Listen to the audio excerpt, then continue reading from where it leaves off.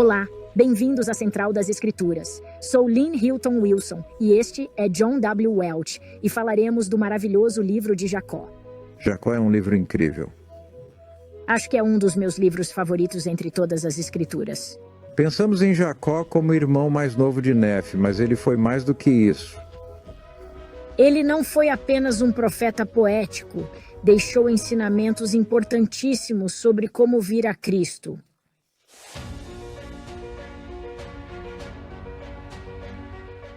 Jacó não sabia muito sobre a vida em Jerusalém. Só o que ouviu de seu pai, ou seja, o que ouviu dos outros. Ele provavelmente aprendeu uma versão diferente com Lamã e Lemuel. Mas ele foi o primeiro líder nefita a nascer durante essa grande missão que começou quando Leí decidiu deixar o velho mundo para trás. E talvez Jacó foi abençoado por não ter a bagagem do velho mundo. Ele também foi abençoado por ter um testemunho poderoso de nosso Salvador desde a mais tenra idade, e isso o amparou durante sua difícil missão.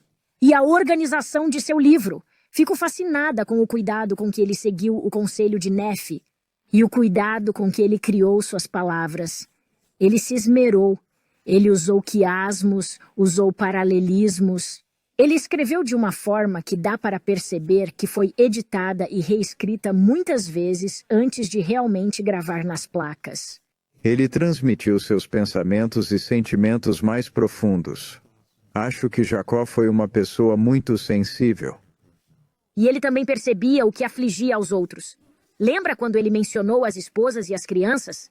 Sentimentos sumamente ternos e delicados. E foi assim até o fim. Sua conclusão foi uma despedida muito emotiva. Ele transparecia suas emoções. Não sabemos como era seu irmão caçula, José. Não sabemos. Queria saber mais sobre José, porque Jacó foi o escolhido como sumo sacerdote e quem recebeu a responsabilidade pelas placas menores. E pelo templo? Portanto, ele é o sumo sacerdote, José é o professor. Tenho certeza de que grande parte do ensino, a leitura da lei e sua explicação seriam feitas por José, o irmão mais novo. Penso que Jacó foi um personagem bem interessante e que era o filho caçula favorito. Ele era bem mais novo do que Nefe e nasceu no deserto. Bem, já temos 4 capítulos de Jacó nos capítulos do segundo Nefe, 6, 7, 8, 9, 10 ou 5 capítulos, e agora temos mais 7 capítulos. Vamos lembrar por que Nefe colocou aqueles 5 capítulos de seu irmão mais novo em segundo Nefe? Qual é o motivo disso tudo? Ele disse, Jacó, você viu ao Senhor assim como eu vi o Senhor. Ele quis compartilhar as palavras de Isaías porque ele viu ao Senhor. Acho que tudo se resume a ter 3 testemunhas. Sim, é isso mesmo. Segundo Nefe 11 começa dizendo temos estas 3 testemunhas. E não sabemos quando Jacó foi realmente chamado e ordenado como o sumo sacerdote do novo templo. Em segundo Nefe 5, aprendemos que eles construíram esse templo à maneira de Salomão. E lá aprendemos sobre a consagração de Jacó e José. Portanto, deve ter sido bem cedo. Logo após segundo Nefe 5, eles começaram a oficiar nas ordenanças do templo. É bem possível que Jacó, mesmo sendo bem jovem, já estivesse oficiando. Talvez ele fosse o sumo sacerdote desde bem cedo. Era um grupo bem pequeno. Havia apenas alguns familiares ali, né? Provavelmente eram menos de 100 pessoas no início de Jacó. Sabe, não havia muitas pessoas lá. Em segundo Nefe, temos um Jacó jovem. Já no livro de Jacó, ele está mais maduro e sábio. Já se passaram 55 anos desde que meu pai partiu de Jerusalém. Ele deveria estar com uns 50 anos ou mais. Sim, vemos a continuidade. Mas em sua juventude, ele passou 2 capítulos citando Isaías. E foram bons capítulos. Será que temos citações de Isaías no livro de Jacó? Algumas. Bem poucas. É interessante porque Nefe cita muito Isaías e um pouco de Zenos, e Jacó faz exatamente o oposto. Citou um pouco de Isaías e muito de Zenos. Nossa, não tinha pensado nisso. Mas isso é só semana que vem. Hoje são os capítulos de 1 a 4. Vamos deixar para a semana que vem. As pessoas querem saber qual é a diferença entre Zenos e Isaías. e acho que Jacó deu uma dica de qual era seu profeta favorito. Exato. Acho que ele se identificava com sua situação e personalidade. Bem, começaremos com um resumo sobre Jacó, observando seus temas e seu esboço. Jacó seguiu o conselho de seu irmão, do começo ao fim. Nefe deu 4 responsabilidades para as placas menores. Essas placas menores deveriam conter... Qual era a primeira coisa? E se houvesse prédicas sagradas? Ok, essa é a primeira, prédicas sagradas. E qual é a segunda? Ou grandes revelações? Ou prédicas, revelações e profecias? Essa é a terceira coisa que Nefe menciona. A quarta é a mais importante. Escrever sobre elas tanto quanto fosse possível. Por amor a Cristo e para o bem de nosso povo. Ele não quer que escrevam sobre a história. Ele quer que escrevam essas coisas sagradas para nos levar a Cristo. Sinto que tudo o que ele faz é para vir a Cristo. E ele pega essa ideia da semana passada, quando Nefe encerrou seu livro com a doutrina de Cristo, e Jacó a repete. Ele usa essa frase e se baseia nela. Jacó está, em grande parte, seguindo os passos de seu irmão.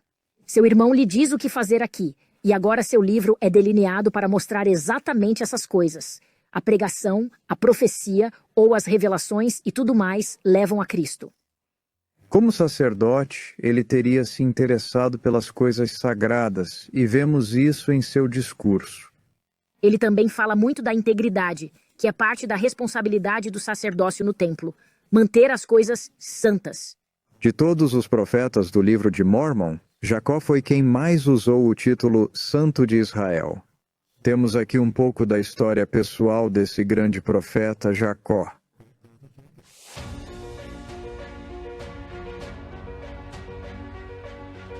Ele prossegue, e pouco antes de começar o sermão, nos conta algumas coisas. Cerca de 10% do livro são registros históricos, porque Nefe disse para mencioná-los brevemente, por isso só 10% são eventos históricos. Mas um desses eventos está no versículo 12. Nefe morreu. E isso foi uma breve menção à história. Sim, foi mesmo. Não teve nem mesmo um obituário. O versículo 13 diz: Ora, aqueles que não eram lamanitas eram nefitas. No entanto, eles eram chamados de nefitas, jacobitas, josefitas, zoramitas, lamanitas, lemuelitas e ismaelitas. Jacó os separou em 2 grupos, os que seguiam a Nefe ou não. Falamos um pouco sobre isso no capítulo 1 e 2 de 2 Nefe, quando Leí dividiu seus bens e estabeleceu esses 7 ramos de sua posteridade. Aqui temos esses 7. E acho que é um número interessante. Você sabe, são como 7 dias da semana. Bem, 7 representam inteiro ou completo em hebraico.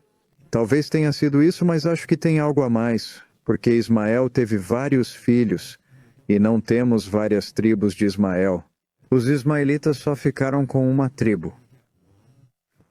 O mais importante para mim é o fato de Sem não ser mencionado. Penso que ele pode ter falecido antes ou não teve posteridade e tal, mas Sem não foi incluído aqui. E sugerimos anteriormente outra possibilidade, a de que Sam seria cuidado por Nefe e por ele depender desse cuidado, seus bens estariam com Nefe. É interessante essas 7 tribos serem mencionadas mais tarde no livro, exatamente na mesma ordem. Isso mostra a continuidade entre Leí e Jacó. Aliás, sabe onde isso está? Quão depois? Em Mórmon ou Moroni? Lá em Mórmon, ele diz: Está bem, resumi o livro e agora vou escrever minha história. Está no versículo 8 do capítulo 1, que diz: E aconteceu que nesse ano começou uma guerra entre os nefitas, que se compunham de nefitas e jacobitas e josefitas e zoramitas. E essa guerra era entre os nefitas e os lamanitas, os lemuelitas e os ismaelitas. Portanto, mais uma vez, essas 7 tribos estão exatamente na mesma ordem. Isso nos diz que por quase 1000 anos, o mundo nefita foi dividido nessas 7 tribos. No entanto, para simplificar, optaram por usar apenas 2 ao longo do livro de Mórmon, e isso se repete agora. Sim, e há um paralelo sutil com a história israelita aqui. Ah, é mesmo? Sim, são 12 tribos. Ainda assim, haviam dois reinos. Havia o reino do norte e o reino do sul. Era uma distinção entre os judeus do sul e os josefitas do norte. Da mesma forma, as palavras nefitas e lamanitas eram usadas como uma diferenciação política, mas isso não significa que as pessoas esqueciam de sua linhagem. É como uma bênção patriarcal com a qual sabemos a nossa linhagem dentro da casa de Israel e do povo do convênio. Acho que essa é a razão de perpetuarem isso, porque ajudava a lembrar da linhagem espiritual. Jack, preciso fazer uma pausa para dizer que todos esses detalhes que você tem ensinado há décadas são uma grande evidência de que esse livro não foi escrito por Joseph Smith em 63 dias em Harmony e Fayette, Nova York. Nossa, esse livro está repleto de evidências. Não consigo ler mais do que 2 linhas sem encontrar algo poderoso relacionado à sua antiguidade e beleza. Exato. É um livro tão precioso, há muito mais nele do que eu imaginava e já o li mais de uma vez. É isso mesmo. É divertido descobrir coisas novas sobre as quais nunca havíamos pensado antes. Há algo novo em cada página.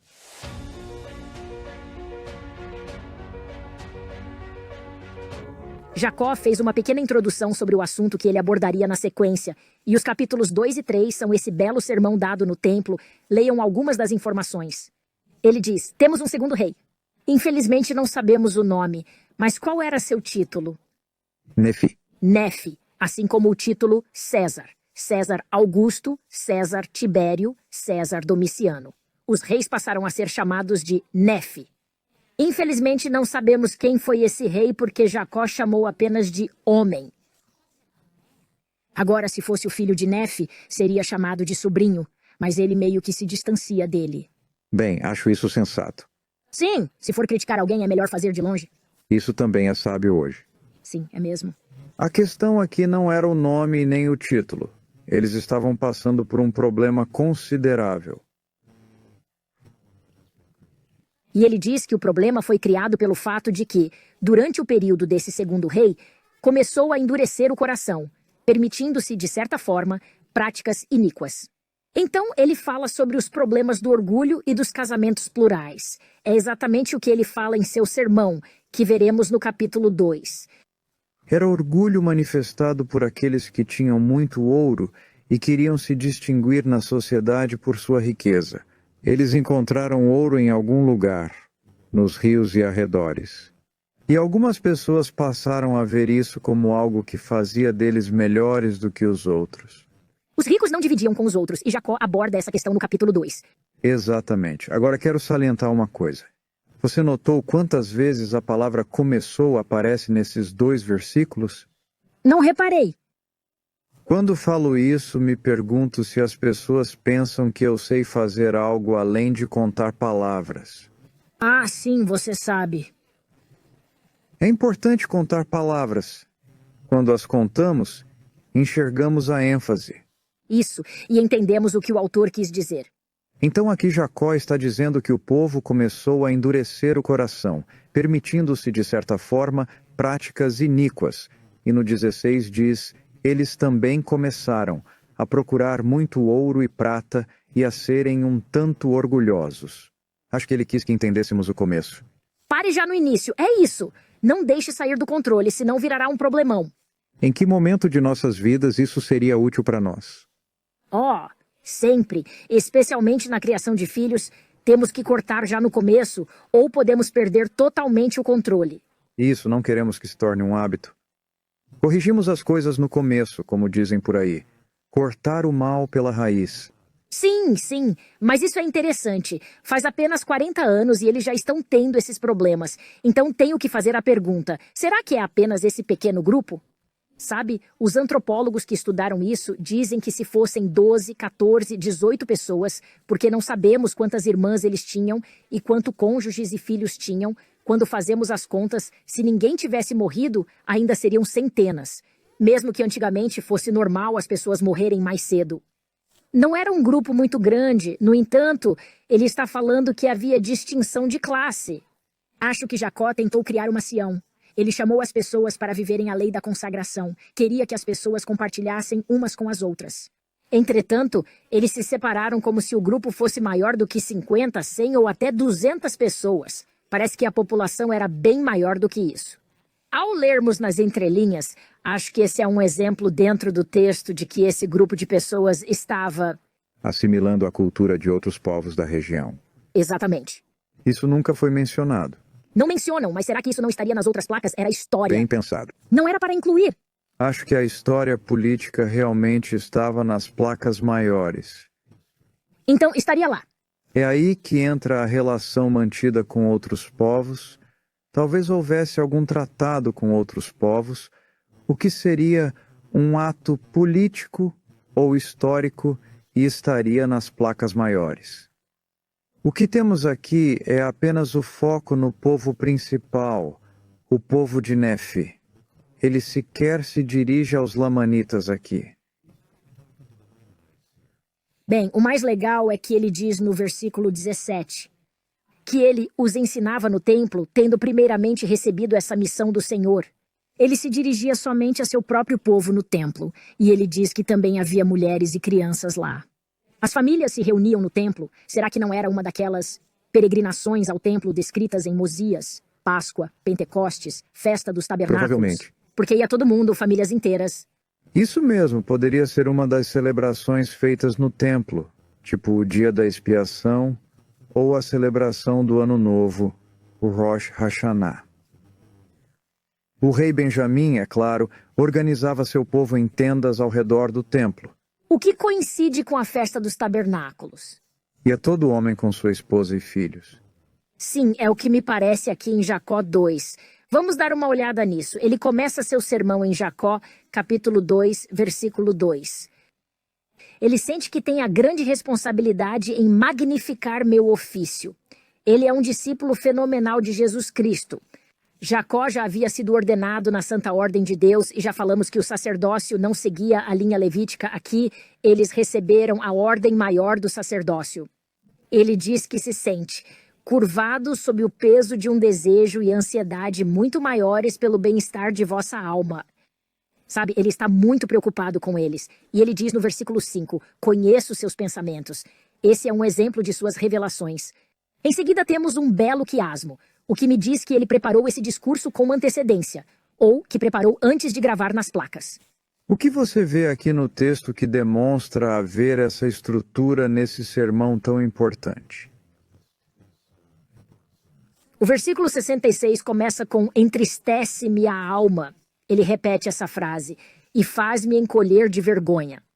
Essa ideia aparece novamente no final, quando ele diz, na presença de Deus, sob o olhar penetrante do Deus Todo-Poderoso. Seu segundo pensamento no versículo 6, ante a presença de meu Criador, e isso também está no final. Ele segue falando da maldade de vosso coração e se entristece por ter que usar uma linguagem tão forte. No versículo 7, ele diz, ter que usar, e repete essa frase 2 vezes de forma paralela. Mas a melhor parte para mim é a próxima frase. Ele não quis dizer coisas desagradáveis quando tantos tinham sentimentos sumamente ternos e delicados. Não queria ofender a ninguém. Isso nos diz muito sobre quem era Jacó. Ele era um ser humano gentil e se preocupava com esses jovens que normalmente eram deixados de lado nas culturas antigas. Mas o principal assunto é a cura de suas feridas. E no versículo 9 ele diz, por causa do estrito mandamento que recebi de Deus, a admoestar-vos segundo vossos crimes. Já falamos sobre esses crimes. A aumentar as feridas dos que já estão feridos, em vez de consolá-los e curar-lhes as feridas. E uma de minhas frases favoritas está no versículo 9, onde ele fala sobre banquetear-se com a palavra agradável de Deus. Como podemos fazer com que nosso estudo das Escrituras seja a palavra agradável de Deus? E como fazer dela uma fonte de cura? Isso requer oração, requer o Espírito. Gostei do você disse sobre a sensibilidade com que ele falou sobre dinheiro e fidelidade sexual, coisas essenciais para uma vida familiar bem-sucedida. Foi preciso muita sensibilidade para não falar demais, e ele conseguiu. ele não passou do ponto. Ele foi bem sensível. Além disso, acho que quando ele menciona a presença de crianças, ele não quis dizer criancinhas. Tenho certeza de que havia crianças pequenas, mas acho que isso foi direcionado aos jovens. Porque realmente é uma fase em que tomamos várias decisões sobre nossa vida futura. Vou ser como esse homem ou esse pai que conheço, ou será que devo largar tudo e ir em busca de muito ouro? Quais serão meus objetivos na vida? Acho que ele quer falar disso, pois sabe da importância de falar de uma forma que aconselha a nova geração. E também vejo nisso o padrão na conferência geral. Todos os oradores sabem que famílias inteiras estarão ouvindo. Eles têm que dizer coisas que serão significativas e motivadoras tanto para os adultos, os pais, quanto para os filhos. E acho que fazem isso muito bem. Penso que Jacó é um bom modelo sobre como discursar, reconhecendo as várias idades, gênero e necessidades das pessoas de seu público. Apesar de Jacó ter dito nada de história, o foco é nas profecias e revelações. Quero abordar o contexto histórico, porque vejo o versículo 12 como uma evidência poderosa no livro de Mórmon, quando mencionam moedas, ouro, prata, essas coisas, porque as características da metalurgia do Velho Mundo não eram conhecidas em 1829, quando Joseph fez a tradução. Entre 1830 e 1844, não consideravam mineração na época e região do livro de Mórmon. Porém, no período de 1846 a 1966, foram encontrados alguns exemplos, cerca de 7%, como metais antigos que foram usados em objetos valiosos como dinheiro na antiguidade. Espera aí. Você quer dizer que eles encontraram esse tipo de artefato que remonta ao período de 600, 500 e 400 a.C. A questão importante aqui é que os colonizadores europeus levaram embora grande parte do ouro e dos artefatos que encontraram no México, na América Central e na América do Sul. E a maioria desses itens já era de uma época posterior. Os astecas. Os astecas, os incas e tal. Queremos itens da época do livro de Mórmon. Essa é a questão. Será que já encontramos artefatos dessa época? Até a metade do século XIX, muitos artefatos não tinham confirmação. Havia alguns itens de aço, outros de latão e alguns de ferro. Mas quando chegamos aos últimos 50, 60, 70 anos, ou seja, entre os anos de 1966 e 2023, confirmamos a presença de aço e latão primitivo não apenas na antiguidade, como também no Novo Mundo.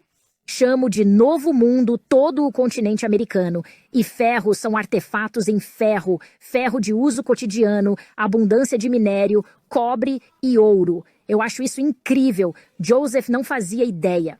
Muitos atacaram a Joseph porque achavam que essas coisas não teriam comprovação. Mas há dezenas de menções no livro à arqueologia antiga que só foram conhecidas pela igreja muito depois. Não se afastem da igreja pela arqueologia. Perseverem escavando mais fundo.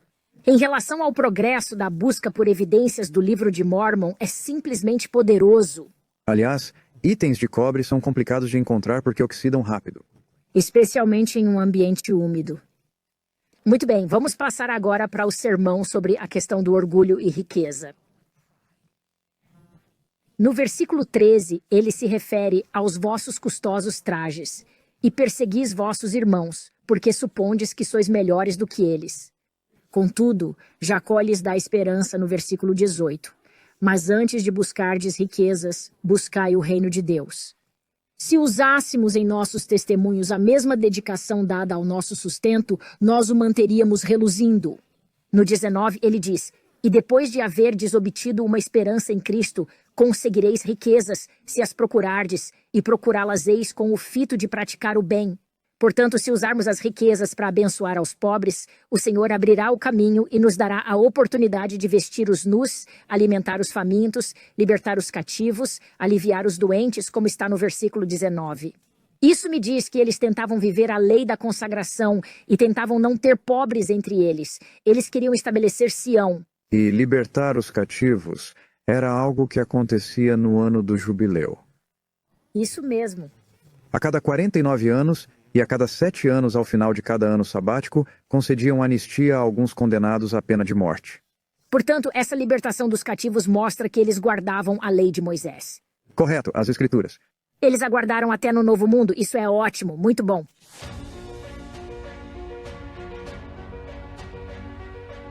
Bem, o assunto orgulho vai até o versículo 22, e ele diz que vai parar de falar sobre isso porque, infelizmente, tem um assunto pior. No versículo 22, ele diz: "E se não tivesse que vos falar sobre um crime ainda maior, meu coração regozijar-se-ia imensamente por vós. Mas a palavra de Deus me oprime por causa de vossos crimes maiores. Ou seja, vocês pecam porque pensam que entendem as Escrituras, mas não entendem. Tenho que dar o significado das Escrituras porque vocês não estão interpretando certo." O que eles interpretaram errado? Ter várias esposas. Por que achavam isso correto? Pelo exemplo de Davi e Salomão. Davi e Salomão estavam nas placas de latão. Eles conheciam suas histórias e, da mesma forma, podia ler em Deuteronômio um parágrafo no capítulo 17 chamado Parágrafo do Rei, que diz que o rei não multiplicará para si ouro, prata e esposas. Puxa, que interessante. Isso era interpretado como não acumular ou ter em excesso, mas eles se justificavam e ainda assim desejavam ter muito mais do que tinham. Jacó está dizendo que eles não entendiam porque isso é errado. Muito, muito errado. Jacó também tinha uma doce declaração para os filhos e as esposas. Ele não queria nem falar na frente deles por ser algo tão ofensivo, tão abominável, como disse. Em seguida, no versículo 27, ele diz: "Pois nenhum homem dentre vós terá mais que uma esposa, e não terá concubina alguma." Agora, isso é muito interessante para mim porque, se somos uma comunidade pequena, de onde vêm tantas mulheres? Acho que essa é outra evidência de que provavelmente faziam tratados e outras pessoas se juntavam à nação nefita. Mas o que Jacó fala de Abraão, Isaque e Jacó? Eles tinham várias esposas, e tenho certeza de que tentaram usar isso para se justificar. Jacó fala disso. Ele fala mesmo? A resposta é: continue a leitura. Sim. Porque se eu quiser suscitar posteridade para mim, diz o Senhor dos Exércitos, ordenarei isso a meu povo. Em outras circunstâncias, meu povo dará ouvidos a estas coisas. Veja, ele citou o Senhor novamente. Ele orou pensando no que diria no templo, sobre o que falaria. E o Senhor revelou a ele, pois ele o citou diretamente. O Senhor quer o mesmo equilíbrio que deu a Adão e Eva no jardim do Éden, um homem e uma mulher. Essa é a lei. Ocasionalmente ele faz um ajuste a isso, e apenas para suscitar posteridade.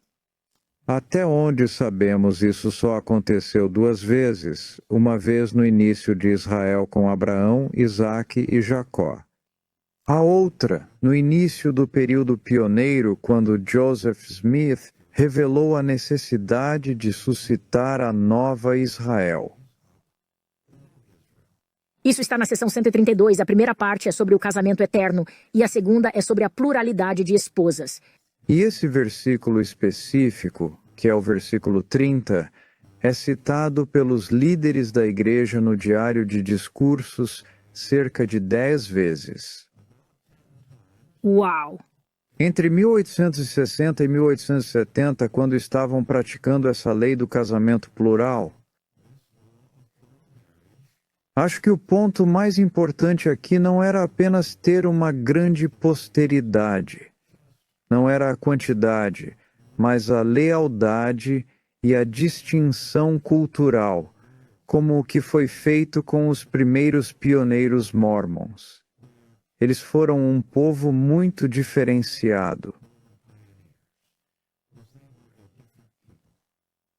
Eles se tornaram a casa de Israel, da mesma maneira que Moisés teve que manter os antigos israelitas vagando no deserto por 40 anos antes de estarem prontos para entrarem na terra prometida como um povo.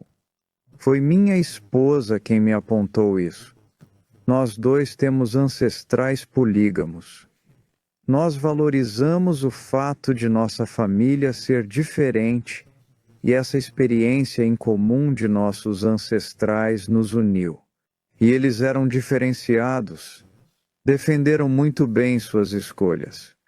Acho que ainda hoje, cerca de 1/4 da igreja descende desse núcleo original, a qual tornou a restauração possível. Eu entendo que, quando Jacó disse que se o Senhor quiser, ele levantará seu povo, ele não o fará pela quantidade, e sim para ter um povo composto de pessoas fiéis. É tão abominável para ele que a lei da castidade seja quebrada sob o pretexto do Velho Testamento ou das placas de latão, que ele se refere várias vezes ao pranto dessas esposas e filhos. No versículo 35 ele diz: haveis praticado maiores iniquidades que os lamanitas, porque haveis quebrantado o coração de vossas ternas esposas e perdido a confiança de vossos filhos. Isso é muito interessante para mim porque ele fala anteriormente que havia discriminação por estilo de vida ou a maneira de se vestir e maltratavam uns aos outros por isso. Ele disse que a iniquidade dos lamanitas não é nada comparada à deles. O que eles achavam que faziam dentro da lei de Moisés estava errado. A lei da castidade é muito importante para Deus, e Jacó deixou isso bem claro. Em nossa geração, a lei da castidade quase não é conhecida fora da Igreja de Jesus Cristo dos Santos dos últimos dias. Muitos cristãos a conhecem e outros povos da Bíblia a conhecem. Mas a maioria não vive a lei da castidade.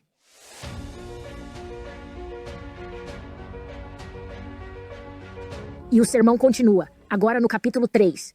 Eu, Jacó, desejo falar a vós que sois puros de coração. Agora, ele fala às mulheres e crianças, aqueles que viviam sem pecado. Ele diz: busquem a Deus com firmeza de espírito e orai a Ele com grande fé, e Ele consolar-vos-á nas aflições e defenderá a vossa causa. Gosto muito da ênfase em Jesus como nosso advogado. Se buscarmos a Deus e orarmos para aumentar nossa fé, mesmo ao enfrentar as coisas mais difíceis, as que nos fazem chorar até dormir, seremos confortados por nosso defensor. Gosto muito do que Jacó disse aqui nesses 2 versículos. Tenho certeza de que ele levou muito tempo desenvolvendo esses cabeçalhos. Os cabeçalhos, verdade. Pensem nessas 5 coisas em nossas vidas e como as usar independentemente do problema, porque os problemas que Jacó abordou eram coisas que também acontecem entre nós. E quais são elas? São 5 coisas que podemos aplicar em nossa vida. Bem, a primeira: confiar em Deus com a mente firme. Acho que isso é muito importante. O que significa uma mente firme? Qual é a diferença da firmeza na fé? Temos que pensar, usar nosso intelecto. É por aí mesmo. E o que nos é ordenado a fazer? Devemos amar a Deus com todo o nosso coração, poder, mente e força. Como amar a Deus com a mente? Certa vez, dei um devocional na BYU sobre isso. Se quiserem assistir, está na internet. Bem, vocês já devem ter ouvido algum líder falar que nossos pensamentos nos condenarão ou nos exaltarão. Se os desejos forem justos. Se pensarmos com clareza e justiça e pensarmos da maneira que o Senhor pensaria. A segunda é orar a Ele com muita fé. Quanto mais tentarmos orar com fé, mais forte se tornará a nossa fé, porque o Espírito ajudará. Às vezes até oramos, mas oramos com pouca fé. Precisaremos de mais fé para superar o problema. O que Jacó disse ao povo é que eles estavam lidando com um problema social difícil e precisariam orar com muito mais fé. Por qual razão ele pediu que orássemos? Bem, nesta situação, as mulheres e crianças sofriam uma grande aflição e oraram para que o Senhor chamasse os maridos ao arrependimento, e ele os chamou. Não era uma questão simples de resolver, especialmente para os casamentos já celebrados que seriam dissolvidos. E agora? Ele queria que as pessoas orassem com fé para se comprometerem e para que perseverassem. A terceira coisa é levantar a cabeça. Por que suas cabeças estariam baixas? Porque estavam bem chateados com isso. Bem, devem ter se sentido criticados pelo que estavam fazendo. Meu líder não me ama. Sou uma pessoa ruim.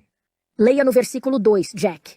Ó todos vós que sois puros de coração, levantai a cabeça e recebei a agradável palavra de Deus. Ele está ensinando como sair desse estado. Essa é a quarta coisa. A quarta é receber a agradável palavra de Deus. Sim. Primeiro precisamos levantar a cabeça. Se não levantarmos a cabeça, não veremos. É levantar para ver a Deus. Então recebemos a agradável palavra de Deus.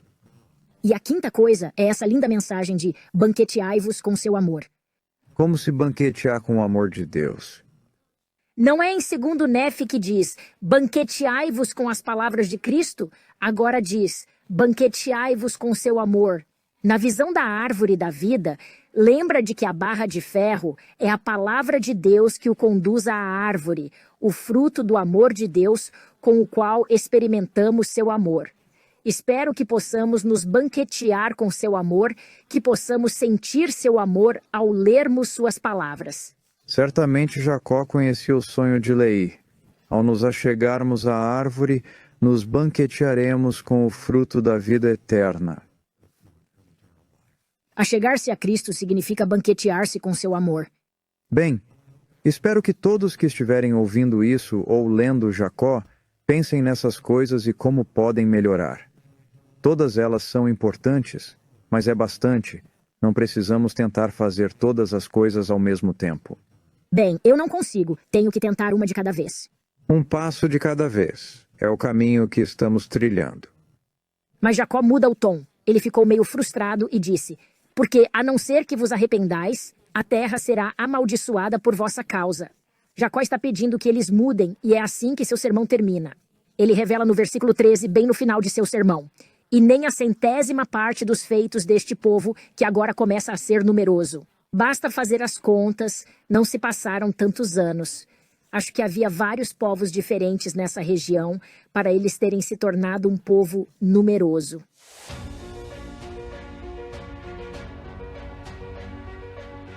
O capítulo 4 faz parte do estudo do Vem e Segue-me desta semana, mas também é um prelúdio para a alegoria das oliveiras e é bem interessante falarmos disso antes de chegarmos à alegoria.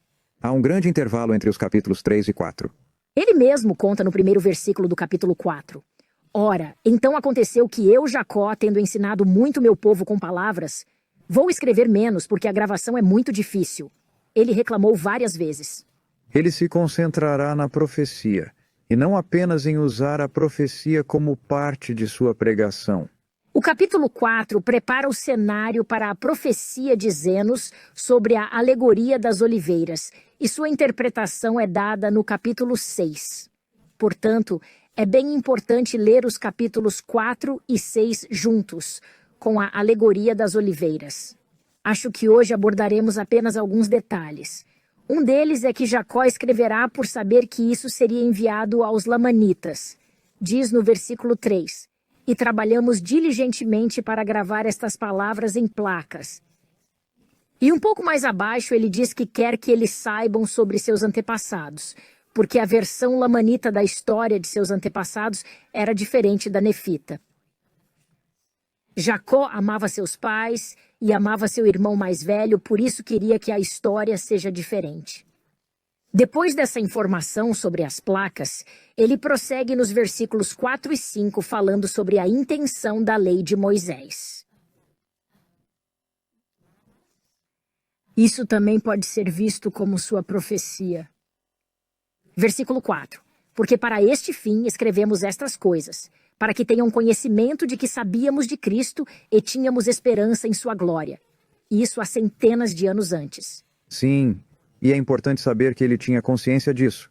Ele sabia que Cristo não viria tão cedo, porque Leí havia dito que levaria 600 anos.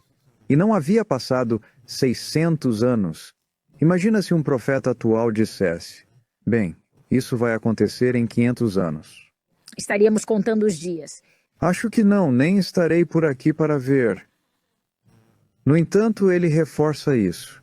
Ele queria que soubessem que eles sabiam que algo aconteceria e que saberíamos ao conhecer mais sobre Cristo. Gosto de seu foco na lei de Moisés. Com este propósito, guardamos a lei de Moisés, no versículo 5, que a ele guia nossa alma, e isso nos é atribuído como retidão, o que significa que seremos santificados.